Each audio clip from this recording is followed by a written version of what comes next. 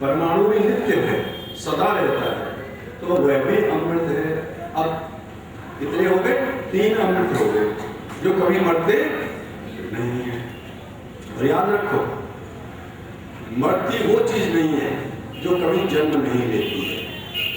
क्यों? दोनों शब्द एक साथ जुड़े हुए हैं। गीता में लिखा है न जायते न म्रियते वा कदाचित्। जो चीज जन्म नहीं लेती वो कभी मरेगी भी नहीं।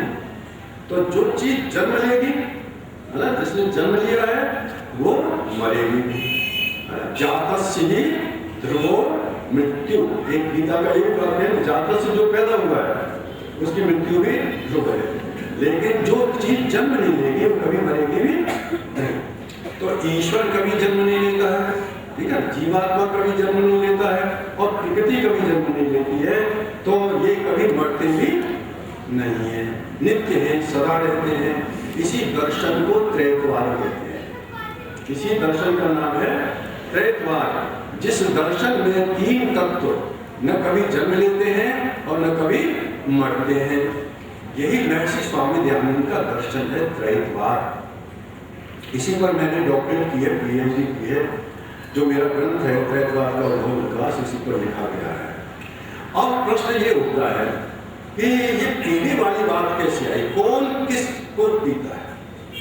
हम इसको भी स्पष्ट कर दें। प्रकृति चाहे अमृत है, मरती नहीं है, लेकिन प्रकृति में सुख और दुख को अनुभव करने की शक्ति नहीं है, क्योंकि जड़ है।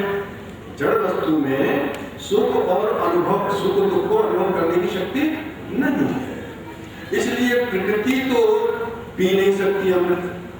सीधा सा आ गया था। अच्छा, दूसरा, जो राक्षस है, राक्षस प्रवृत्ति का व्यक्ति है जीवन के अंदर, उसके भी निषेध किया है कि वह भी अमृत को नहीं पी सकते। राक्षस अमृत क्या परमपिता परमात्मा अमृत को पीता है? नहीं। अब ये आवश्यकता किसको है अमृत की? प्रश्न तो ये है कि आवश्यकता किसको है? देखो, गुण और गुणी का नित्य संबंध होता है। परमपिता परमात्मा अमृत है ना, तो उसके जितने गुण हैं परमात्मा के, वैसे तो अनंत गुण हैं, लेकिन कुछ गुण तो हमें बदला सकते हैं ना। परमपिता परमात्मा का ज्ञान गुण है, ज्ञान उसका गुण है जो उसके स्वरूप में रहता है, उससे अलग कभी नहीं हो सकता। तो जब परमात्मा अमृत है तो उसका ज्ञान भी अमृत है।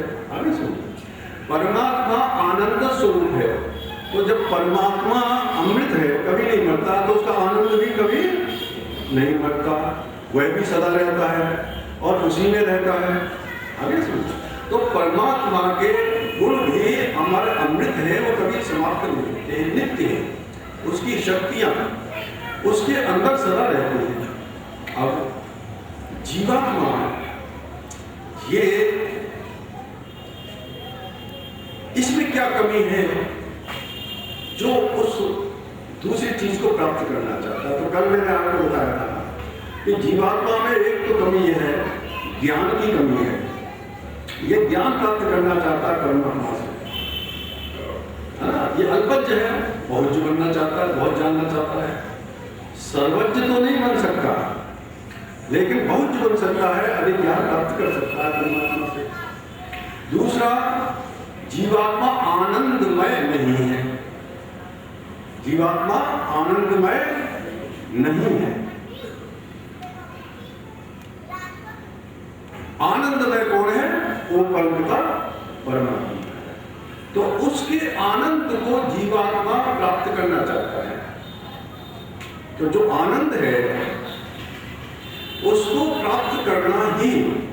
प्राप्त करना ही अमृत पीना कहा जाता है। परमात्मा के आनंद की प्राप्ति करना ही अमृत को पीना माना जाता है। क्यों? वेद मंत्र में कहा है कि अमृत को पी करके व्यक्ति मोक्ष को प्राप्त कर लेता है। बंधन नहीं है। और तीसरे धाम में माने मोक्ष को भी वह प्राप्त करेगा। मोक्ष कब प्राप्त होगा? जब परमपिता परमात्मा को वह प्राप्त कर लेगा, जब उसको प्राप्त कर लेगा, उसके आनंद का अनुभव कर लेगा और प्रकृति के बंधन से मुक्त हो जाएगा, तो उसे मुक्ति भी मिल जाएगी। तो हम सब जीवन के अंदर उस अमृत को पी सकते हैं। अब जैसे प्रश्नकर्ता ने कहा है क्या संसार में अमृत है, तो इसका जवाब सीधा सा है। और ये अमृत संसार में ही नहीं है, बल्कि हमारे शरीर के अंदर, हमारा जो शरीर है इसके अंदर तीनों अमृत हैं। बताओ, जो मैंने बताया कि जीवात्मा अमृत है वो शरीर के अंदर है। मैंने बताया कि प्रकृति जो है वो अमृत है, तो ये प्रकृति शरीर में है कि वो भी इसमें है। मैंने बताया परमात्मा अमृत है, तो परमात्मा सर्वव्यापक होने के नाते हमारे शरीर में है कि नहीं? तो तीनों अमृत तो हमारे शरीर के अंदर है। तो वो पीने कहाँ जाएगा? एक बाहर थोड़ा जाएगा पीने के लिए, है ना। हमारा सब कुछ हमारे शरीर के अंदर ये परमात्मा की विचित्र रचना है कि उसने यद ब्रह्मांडे तद पिंडे, जो कुछ ब्रह्मांड में उसने बनाया, इस ब्रह्मांड में प्रकृति भी है, जीवात्माएं भी है और परमात्मा भी है। जो ब्रह्मांड में बनाया वो सब कुछ इस पिंड के अंदर भी उसने वैसा का वैसा ही रख दिया। वैसा करो तो इन तत्वों को बाहर ढूंढने की कोई आवश्यकता नहीं है। इसीलिए हमारे प्राचीन जितने ऋषि मुनि हुए हैं, उन्होंने यदि विज्ञान के विषय में भी कोई बात कही है, साइंस के विषय में कोई बात कही है, तो अपने अंदर ही समाधिस्थ होकर के, आंखें बंद करके उन्होंने इसके अंदर से ही परमाणुओं की खोज की है। एक बार बॉम्बे के अंदर भाभा परमाणु जो केंद्र है, सांताक्रूज में मेरा वहाँ स्वागत हो रहा था। आर्य लेखक पुरस्कार मुझे दिया जा रहा था सांताक्रूज में। तो वहाँ से मुझे भाभा एकेडमी में कुछ व्यक्ति ले गए, डॉक्टर साहब आप कुछ हमें परमाणु थ्योरी पर कुछ बताइए। हमें वहाँ ले गए तो हमने सबसे पहले यही बात कही, मैंने बताओ आप लोगों के अनुसंधान से पहले हमारा एक ऋषि हुआ है कणाद ऋषि, और कणाद ऋषि ने सूत्र लिखा है, परमाणु की परिभाषा दी है परम वा त्रुटि, ये उसकी परिभाषा है। माने परमाणु को होता है जो विखंडन न हो सके, है ना, उस अवस्था का नाम परमाणु है। बोले बिल्कुल सही परिभाषा है ये। जहां तक विखंडन हो रहा है वो अणु है और नहीं होता है वो परमाणु है। अरे कुछ देखो ये हमारे ऋषियों की देन है, कोई उनकी प्रयोगशाला नहीं थी, कुछ नहीं थी, लेकिन शरीर के अंदर समाधिस्थ होकर के उन्होंने ये घोषणा की। ये ऋषियों की देन है हमारे। वो अपने अंदर ही समाधिस्थ होकर के गंधवती पृथ्वी, पृथ्वी क्या है वो गंध वाली है, इसका अनुभव शरीर के अंदर ही किया, है ना। शब्द गुण का आकाशन, आकाश क्या है जिसका गुण शब्द है, वो यहीं से अनुभव किया। तो हमारे ऋषि मुनियों की खोज, दार्शनिकों की खोज बहुत ऊंची और महान खोज है।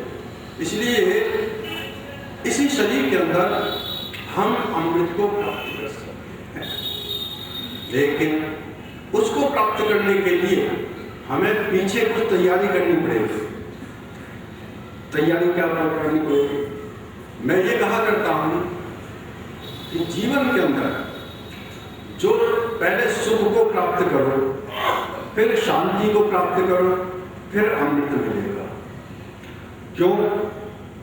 सुख शब्द का संबंध है, ये शब्द है, शब्द की व्याख्या कर देता हूं। सु माने अच्छा, ख माने इंद्रियां।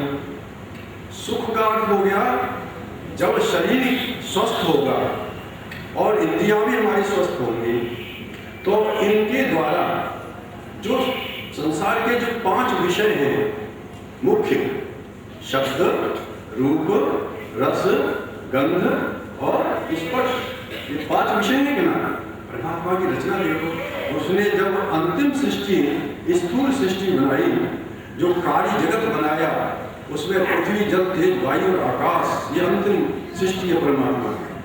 तो उसको बना करके उसके जो गुण थे, शब्द, रूप, रस, गंध और स्पर्श, है ना, तो उनको जानने के लिए, उनका अनुभव लिए परमात्मा ने इस शरीर में 5 ज्ञानेंद्रियां बना दी, एक एक विषय का अनुभव करने के लिए। अब बताइए, इन विषयों का अनुभव करते हुए क्या हम ये नहीं कहते हैं मुझे आज बड़ा सुख मिला? वही व्यक्ति बढ़िया स्वादिष्ट पदार्थ खाता है तो कहता है आज तो मुझे बड़ा सुख मिला, बड़ा स्वाद आया खाने में, कहता है कि जब शब्द संगीत सुनता है कानों से, बढ़िया से बढ़िया संगीत सुनता है तो कहता है आज मुझे बड़ा सुख मिलता है। जब आंखों से कोई सुंदर चीज देखता है तो बोला वाह आज तो मैंने इतने सुंदर दृश्य देखे प्रकृति के कि मुझे बड़ा सुख मिला, कहता है कि आंखों से सुख मिला। स्पर्श का भी सुख होता है, सर्दी गर्मी को से भी सुख मिलता है ना। कभी सर्दियों में गर्म हवा मिल जाए तो बड़ा सुख मिलता है, और गर्मियों में ठंडी हवा मिल जाए तो बड़ा सुख मिलता है। तो इन इंद्रियों के द्वारा जो संसार के विषयों का अनुभव हम करते हैं उसका नाम है सुख। व्याख्या कर देना है। सुख इस शरीर से संबंध रखता है, और इस संसार के अंदर सुख और दुख की एक परिभाषा और है। संसार में मनोनुकूलम सुखम और मना प्रतिकूलम दुखम, ये भी एक चीज है। कोई चीज हमारे मन के जो अनुकूल प्रतीत होती है हम उसमें सुख महसूस करते हैं, जो मन के अनुकूल प्रतीत नहीं होती है हम उसमें दुख महसूस करते हैं। किसी को कोई चीज पसंद है, किसी को कोई चीज पसंद है, हर एक के सुख दुख की परिभाषा अलग अलग हो जाती है। इसीलिए सुख दुख जो है ये मन की अनुकूलता के ऊपर है। सर्वम आत्म वशम सुखम और सर्वम परवशम सुखम, किसी ने ये भी कह दिया। पराधीनता दुख है और आत्मवश चीज जो आत्मवश की चीज है वो सुख है। परंतु सुख का संबंध केवल इस देह से, इस स्थूल शरीर से है। इसको स्वस्थ रखना भी हमारा सबका कर्तव्य हो जाता है। शरीर माध्यम खलु धर्म साधनम, धर्म कर्म करने का पहला साधन तो शरीर है। इसको पहले सब काम छोड़ करके पहले शरीर को स्वस्थ बढ़िया बनाओ, व्यायाम करो, एक्सरसाइज करो, योग आसन करो, और घूमो भ्रमण मॉर्निंग वॉक करो, और खाने पीने में सावधानी रखो, है ना। प्रज्ञापराध मत करो। चरक कहते हैं प्रज्ञापराध क्या होता है? बुद्ध्या विषम विज्ञानम विषमम च प्रवर्तनम प्रज्ञापराधो जानियात मनसो गोचरम। ये प्रज्ञापराध अपनी बुद्धि से अपने साथ अपराध करना, ये प्रज्ञापराध कहलाता है। अपनी बुद्धि से अपने साथ अपराध को कैसे किया जाता है? जैसे या आपको डॉक्टर ने कह दिया है कि डायबिटीज के अंदर आप मीठा न खाएं, आपका निषेध कर दिया, और आप जब मीठा रसगुल्ला या कोई चीज जब गुलाब जामुन सामने आती है तो आप चूक पड़ते हैं खाने के लिए। तो ये अपराध कौन कर रहा है? हम अपनी बुद्धि से अपने साथ अपराध कर रहे हैं, ये प्रज्ञापराध हो गया। डॉक्टर कहते हैं सिगरेट पीने वालों को कैंसर हो जाता है, लेकिन फिर भी हम सिगरेट को नहीं छोड़ रहे हैं, तो ये अपराध कौन कर रहा है? स्वयं हम अपराध अपने साथ कर रहे हैं, ठीक है ना। शराब पीने से जीवन नष्ट हो जाता है, स्वास्थ्य खराब हो जाता है, फिर भी शराब पीते हैं, तो इसको प्रज्ञापराध कहते हैं। और आजकल ये जो बड़ी बड़ी पार्टियां होती हैं शादी विवाह में, 40-40 स्टॉल रखते हैं वहाँ पर, और एक व्यक्ति जो है जब घूमता है ना खाने के लिए, है ना, तो सोचता है कि मैं हर चीज का स्वाद ले लूँ, है ना। कभी ठंडी चीज खाएगा, कभी गर्म खाएगा, है, कभी और चीज खाएगा, सब का स्वाद लेता चला जाता है।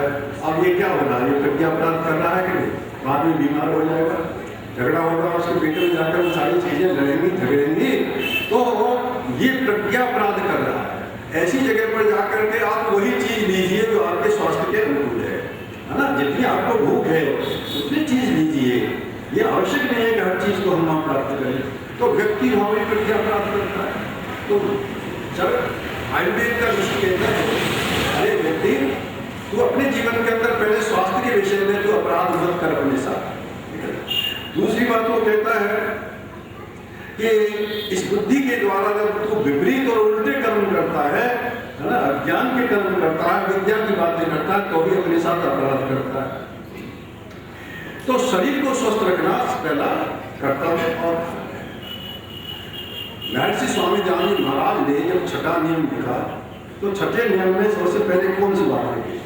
संसार का उपकार करना इस समाज का मुख्य उद्देश्य, अर्थात शारीरिक।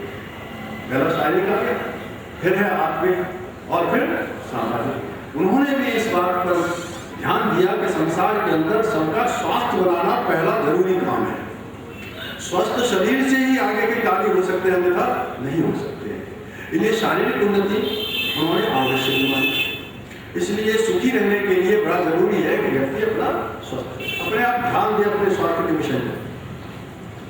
डॉक्टर तो कहते हैं कि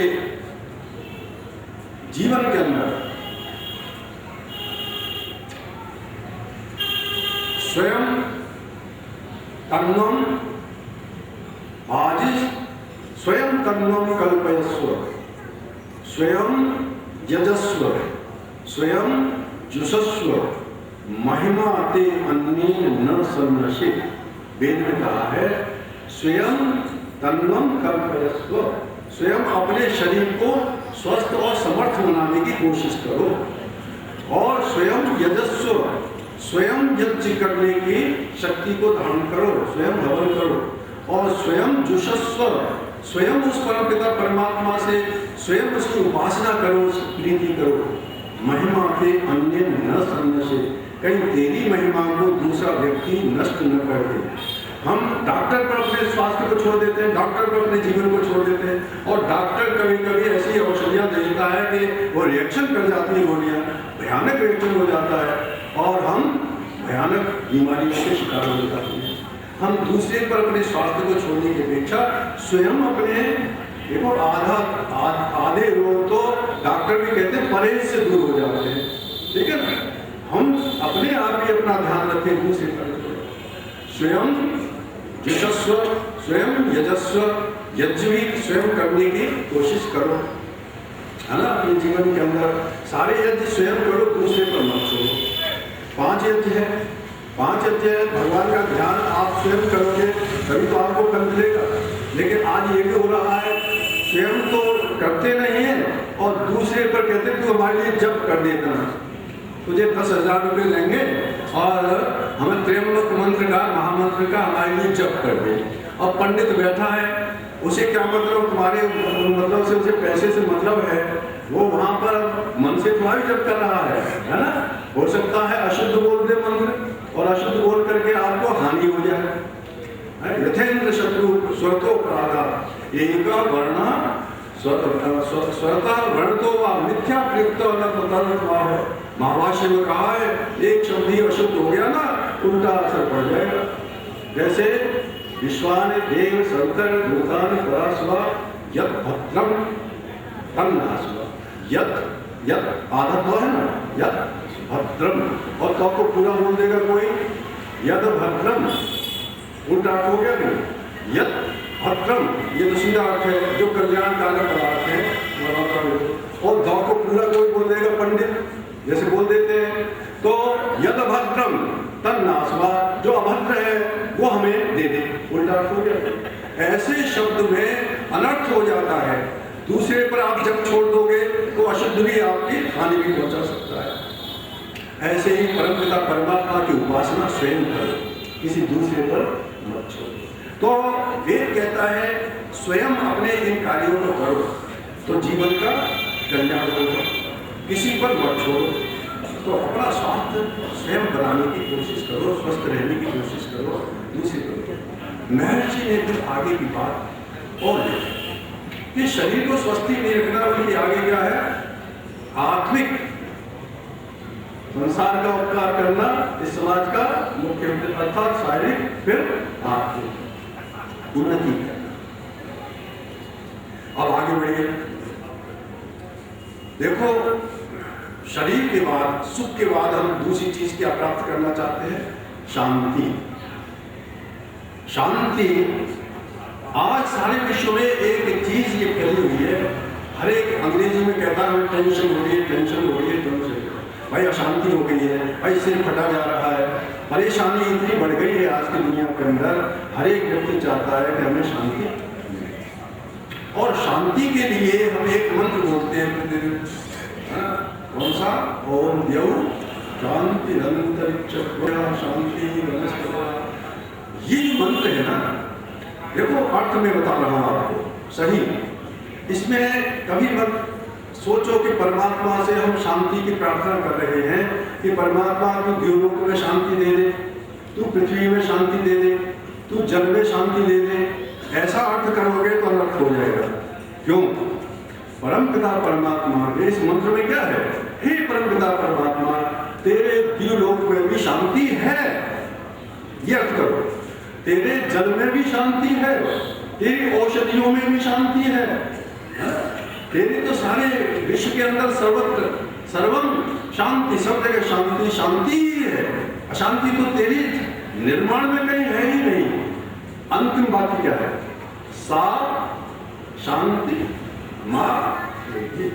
माने जो शांति तेरी जगत के अंदर विद्यमान है, सर्वत्र विद्यमान है, वह शांति। सा शांति, मां माने मुझको, एक ही माने एक। ये है इसका सही अर्थ कि जो संसार के अंदर शांति है, रूप सृष्टि में सर्वत्र शांति शांति है, उसमें कभी अशांति हो ही नहीं सकती है। लेकिन परमपिता परमात्मा, मैं उस शांति को चाहता हूँ, मुझे शांति। तो ये शांति कैसे मिलेगी जीवन के अंदर? तो देखो, ये जो शांति है जीवन में, हमारी अशांति के कारण क्या होते हैं? हमारी अशांति के कुछ कारण बता देता हूँ। पीछे डिफेंस कॉलोनी में दिल्ली में मेरा लेक्चर रखा था। एमईटी वाले जो अशोक चौहान जी हैं, वो भी हमारे चौहान परिवार के हैं, अपने घर भी ले गए थे हमें, और उन्होंने मुझे कहा, डॉक्टर साहब एक टॉपिक हम चाहते हैं कि आज समाज में विशेष रूप से आप प्रवचन दीजिए। और उन्होंने कहा कि इसी विषय पर प्रवचन दीजिए, शांति कैसे मिलती है। तो उन्होंने विज्ञापन, हजारों विज्ञापन छाप दिए, और इस विषय को जानने सुनने के लिए वहाँ हाथ भर गया। तब मैंने इस विषय को रखा। देखो, जीवन के अंदर सबसे पहले तो ये है कि हमारी अशांति के कारण क्या है। लो, मैं कारण बताता हूँ उसको, आप भी सोच लेना है कौन सा कारण हमारे साथ जुड़ा हुआ है। तो कहते हैं कि जीवन के अंदर जो भयानक रोग हमारे शरीर के अंदर पैदा हो जाते हैं, भयानक रोग, वो हमारी अशांति के कारण बन जाते हैं। क्योंकि व्यक्ति अपने रोग के बारे में बार बार सोचता रहता है, परेशान रहता है ना। जीवन में तो बहुत कोई भाग्यशाली होता है, किसी को कैंसर हो जाए तो वो डिलेड होगा तो जिएगा, लेकिन परेशान तो जरूर है जीवन में, चाहे कितने दिनों बाद वो ठीक हो, परेशानी हो जाती है। रोगी। दूसरा अशांति का कारण है चौरम। चोर जो व्यक्ति होता है ना, उसे कभी भी शांति नहीं कभी मिलेगी। वह चोरी करने जाएगा, उसके लिए योजना बनाएगा, क्या मन में उसे शांति मिल रही है? और जब चोरी करके आएगा, घर में माल लाएगा, तो शांत बैठेगा, डरा हुआ रहेगा कि नहीं? खुल जाएगा, पुलिस ने पकड़ ले, तो चोर को भी शांति नहीं। जीवन के अंदर हित स्वम, ये ऐसे नहीं कहेगा। महाभारत के अंदर धृतराष्ट्र ने प्रश्न किया था गुरु से कि मुझे एक बीमारी पैदा हो गई है। कौन सी बीमारी? प्रजागर की बीमारी। प्रजागर की बीमारी मतलब नींद नहीं आ रही, मुझे रात को भी नींद नहीं आ। ऐसे वो लोग हैं, ऐसी बीमारी है कि रात भर नींद नहीं आती, वो पड़े पड़े रहते लेकिन नींद नहीं आ रही। तो कहते हैं मुझे एक बीमारी हो गई है। तो विदुर ने पूछा कि ये 4 कारण हैं नींद न आने के, उनमें से कौन सा कारण है तुम्हारा, बताओ। तो उन्होंने कहा है रोगिणम, रोगी को नींद नहीं आती। चौंडम, चोर को नींद, वो रात भर जागेगा ना चोरी करने के लिए, तो वो सोएगा थोड़ा भी। चौरम और हित सोम, जिसकी संपत्ति छिन जाए, बताओ उसको नींद आएगी। छापा मारी सरकार, घोटाला किसी घर में निकल आया, सारी संपत्ति ले जाए उठा करके, है ना, तो उस व्यक्ति को नींद आएगी। चोर चुराने जाए किसी घर में, डाका डालने से नींद आएगी, नहीं आएगी। हित सोम। और चौथा कारण है दुष्ट पुत्रम, जिसकी संतान दुष्ट हो गई है। सब कुछ है लेकिन संतान दुष्ट हो गई है, जो बाप की गर्दन को पकड़ना चाहता है, जो बाप को कहता है तुम बकवास करते हो, जो बाप के सामने सामना करता है, सब कुछ होते हुए जो बाप का अपमान कर रहा है। क्या उस बाप को नींद आएगी कभी? जीवन नहीं आएगी ना। तो उन्होंने जब धृतराष्ट्र से कहा, तो धृतराष्ट्र की नींद न आने का कारण क्या था? दुर्योधन था। दुर्योधन दुष्ट ऐसा पैदा हो गया था कि वह किसी की बात मानता ही नहीं था। और दुर्योधन से जब एक बार पूछा था कि अरे दुर्योधन, तू समझता है कि धर्म क्या है? कि हाँ, धर्म समझता हूँ। क्या है? बहुत सुन लिया मैंने धर्म में। तो तूने अधर्म के विषय में सुना है? क्या मैंने अधर्म के विषय में बहुत सुना। फिर तू धर्म के कार्य करता क्यों नहीं और अधर्म से तू बचता क्यों नहीं? तो उसने क्या प्रश्न दिया है? जानामि धर्मं न च मे प्रवृत्ति, जानामि अधर्मं न च मे निवृत्ति, केनापि देवेन हृदि स्थितेन यथा नियुक्तोऽस्मि तथा करोमि। अपनी मजबूरी बता, और ये मजबूरी हर एक व्यक्ति के अंदर आ जाती है कि व्यक्ति के जो पहले जन्म के संस्कार है ना, अच्छे बुरे इस जन्म में आते प्रारब्ध के, बुरे संस्कार अधिक आ जाए यदि इस जन्म में हमारे साथ, तो उन संस्कारों के आधार पर वो व्यक्ति फिर प्रवृत्त होता है दुनिया के अंदर और संसार के अंदर फिर पाप कर्म करता है, फिर बुराइयां करता है। अनादि वासनाया बलवत्वा न उपदेश बीज प्ररोह। अनादि वासनाएं ऐसी बलवती होती है, कभी कभी उपदेश रूपी बीज उसमें उगता ही नहीं व्यक्ति के अंदर, है ना। संस्कार इतने प्रबल हो जाते हैं बुराई के कि उपदेश रूपी बीज उसमें काम ही नहीं करता है। तो वो मजबूरी होती है इंसान की जीवन के अंदर, वो अपने परिवर्तन नहीं लाते जीवन के अंदर। तेरे लेक्चर सुन लेंगे, जगह जगह सुन लेंगे, सब जगह सुन लेंगे, लेकिन जो बुराइयां हैं अपनी वो वहीं की वहीं रहती हैं, उनको छोड़ने को तैयार नहीं होते। ये तो कोई सौभाग्यशाली होता है जिसे कोई सत्संग में कोई वाक्य लग जाता है, कोई शब्द लग जाता है और अपने जीवन में परिवर्तन कर लेता है। ऐसे स्वामी श्रद्धानंद जी जैसे व्यक्ति कोई होते हैं जिनको महर्षि स्वामी दयानंद का उपदेश लग गया और सारी बुराइयां छोड़ दी। या अमी चंद जैसा व्यक्ति कोई होता है जिसने जीवन के अंदर महर्षि स्वामी दयानंद का एक वाक्य सुन लिया है, तो तू हीरा रंग कीचड़ में पड़ा हुआ है, अपना जीवन का निर्माण कर लिया। ये सत्संग का मतलब यही होता है कि इसमें कोई अच्छी बात मिल जाए तो उसे जीवन में अपना आरोहण कर दो, तो जीवन का कल्याण हो सकता है।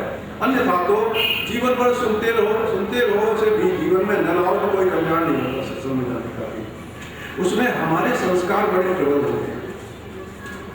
इसलिए संसार के अंदर अशांति के ये कारण मैंने बताए, ये अशांति के कारण है जो हमारे जीवन में हमको अशांत कर देते हैं। इसलिए हम चाहते हैं कि हमें शांति मिले जीवन के अंदर, तो सबसे पहले तो अपना जीवन शुद्ध और पवित्र बनाना पड़ेगा।